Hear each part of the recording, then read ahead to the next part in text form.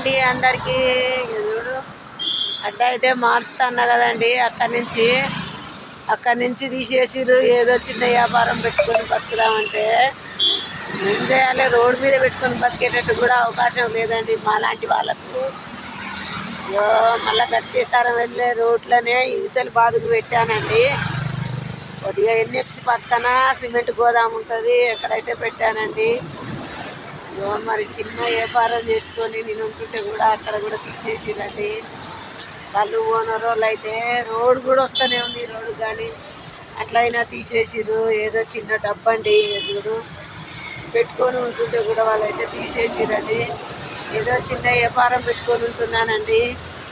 అందరికీ బాయ్ అండి. సబ్స్క్రైబ్ చేసుకోండి, లైక్ చేయండి.